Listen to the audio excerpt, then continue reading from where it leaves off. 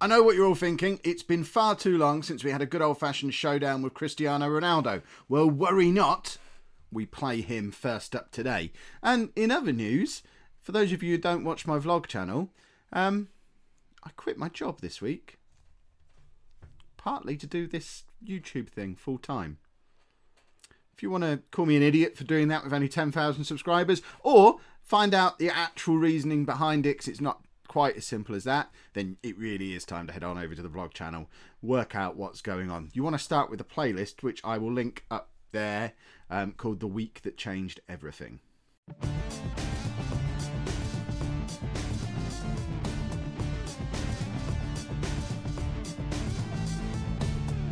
Hello and welcome to Season 12, Part 6 of Non-League to Legend. I'm Kev, and coming up on today's episode, we're away against Cristiano Ronaldo's Sheffield Wednesday. How does he keep getting better jobs every time he gets sacked from somewhere? And then we're also away against Newcastle in the FA Cup, who have just beaten us in the league to spoil our fun and put themselves at the top of the Championship, although we do have a game in hand over them. But we need to get our own back and show them that we're not there for the beating like they think we are. Up until then, it hadn't been going too badly. There was a few good results, and now 4-1 stuffing of Brighton. We did well in the third round of the FA Cup. It's been a little bit hit and miss for a little while, but luckily that is true for all of the teams competing with us for places. So fingers crossed we get back to winning ways today. Sheffield Wednesday are having a bit of a nightmare of a season, although they are having a bit of a Ronaldo bounce since he arrived.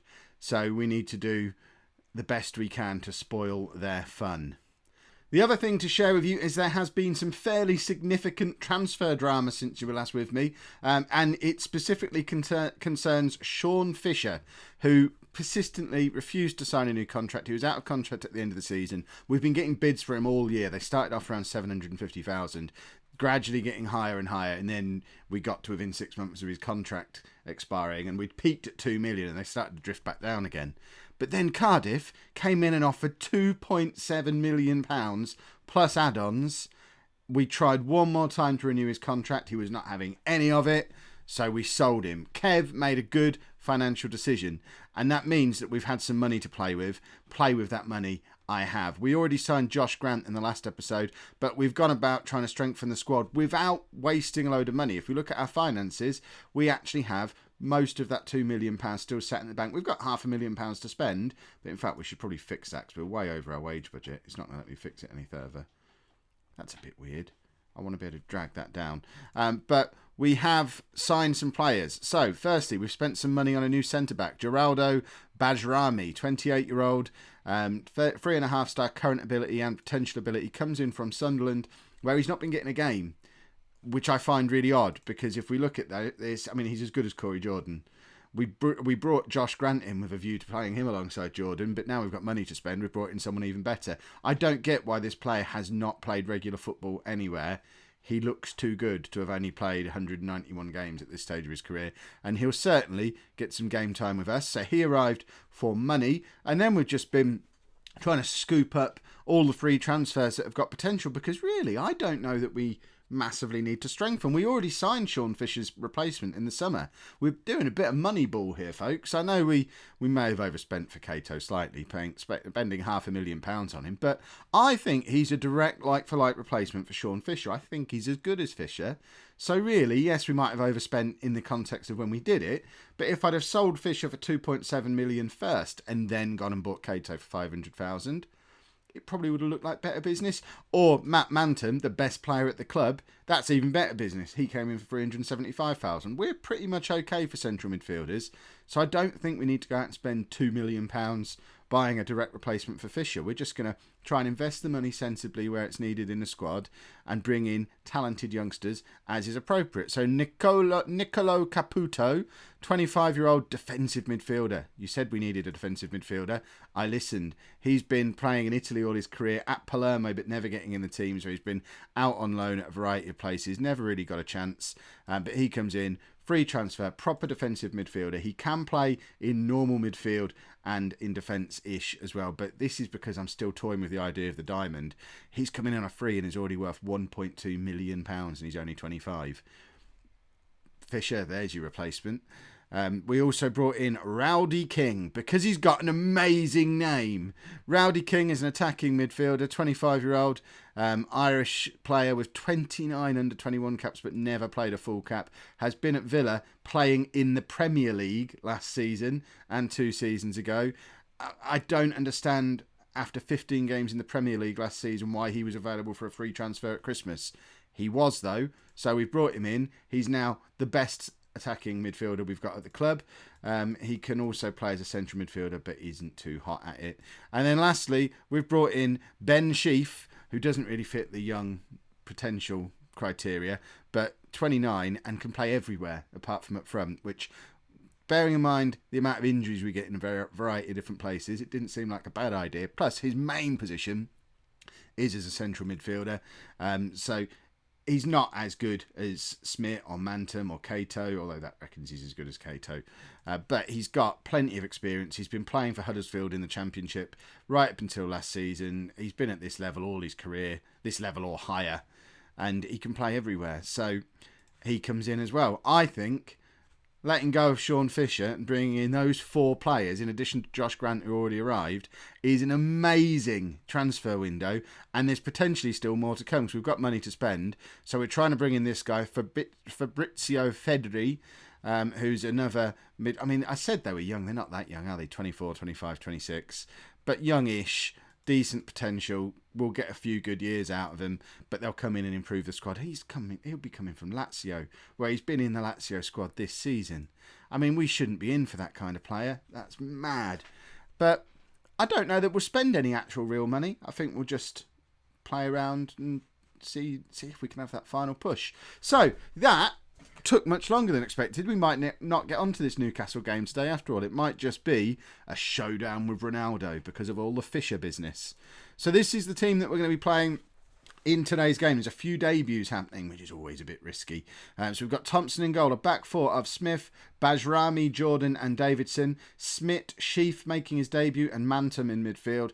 Rowdy King makes his debut behind Dixon and Yanicki up front. I'm told it's pronounced Yaniski. I'm never going to remember to say it that way, so he's just going to be Yanicki forever.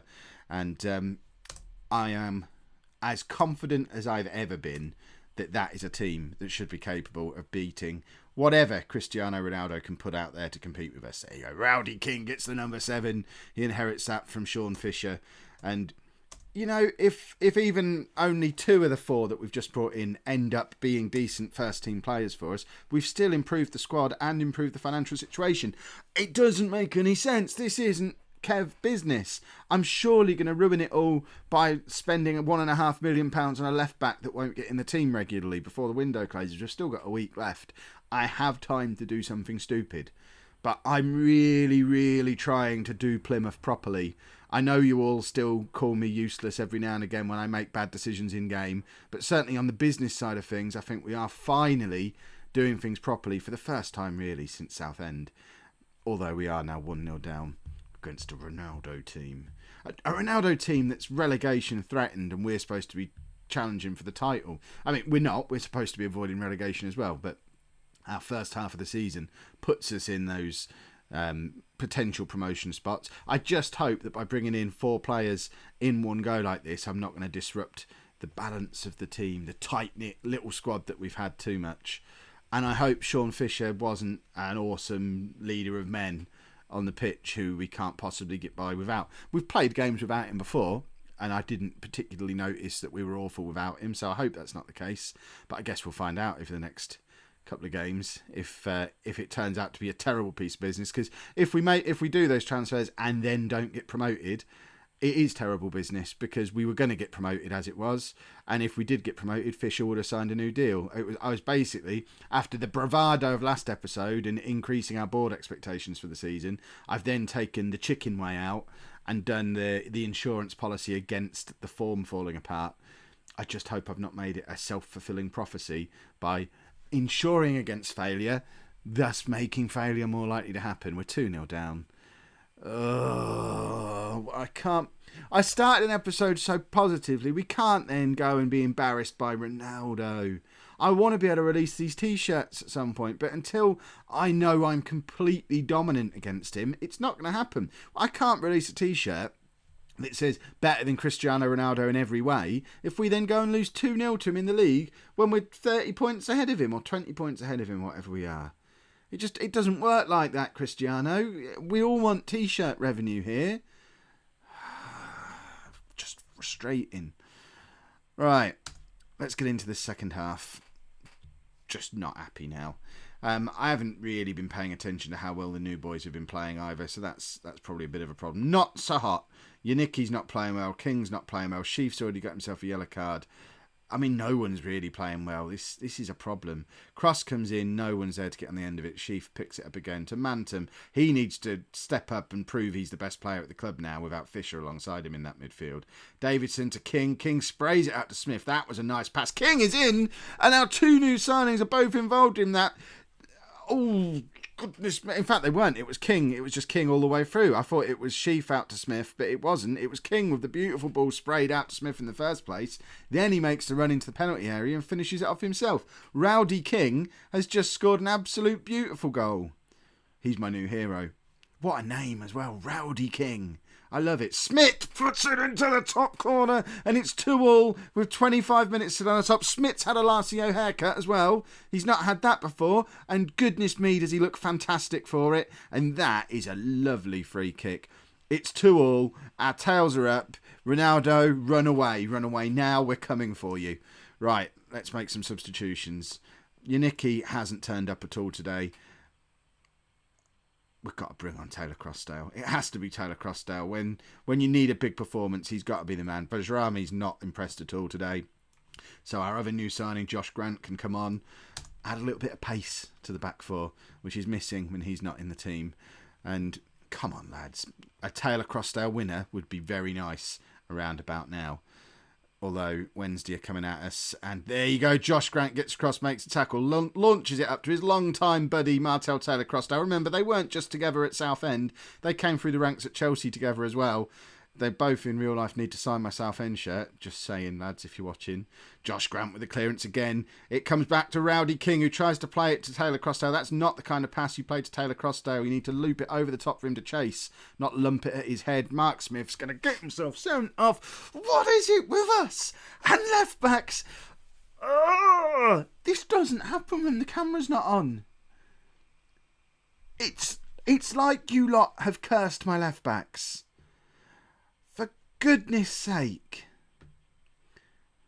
Right, well, Ben Sheaf can play in every position on the pitch. We know this to be true. He's already on a yellow card, so why not stick him at left back? What's the worst that could happen? It's not like we could get left back sent off and then have another left back sent off in the same game. That sort of nonsense doesn't happen, does it? Continuity jokes. Right, let's get Dixon off and bring Craig Hull on. Because we want to win this game. We're keeping King behind the front two. We're not going to chicken out. What I should have done, though, is made a slight change to Mantum and just make him a little bit more defensive. We can't have him roaming now. He needs to get a few tackles in here and there, get himself sent off as well. Right. Oh, I don't want to lose, but I know Sheaf's going to get... I genuinely thought he was going then. He needs to be under instructions to not make any tackles. He's just really there to... in a friendly way, discourage attacks from coming down that flank. But if someone wants to run past him, let them run. Let's not risk anything. It's an own goal. Oh, is there a sweeter way to go into the league and get lead against your nemesis? Mantum with the corner. Now, what on earth do we do tactically? That's a terrible own goal as well. Rowdy King needs to come back into the midfield, surely. And we need to do some tactics. Kev does tactics. Oh, you're getting a treat in this episode. You're getting a little bit of everything. So, Kev does tactics. We're going to do this. We're going to do that. And we're going to go counter. Because why on earth not? Can either of them play deep? Craig Hull can play deep. Craig Hull will play deep. He'll do that. And Taylor Crossdale will make him, when he plays up front on his own, we know he likes to be an advanced forward. He used to do it on occasion at Southend. So there we go. We've dropped back a little bit. We just want to keep hold of this now. We're back up into the automatic promotion spots. There's 30 seconds to go. Do not mess it up from here. Sheaf to Smith. Smith to Hull. There you go. Dropping deep. Works. Rowdy King wins it in the centre circle. See, he's not just a creative player, he can tackle as well. King out to Hull. Taylor Crossdale still stood in the middle. We don't need him.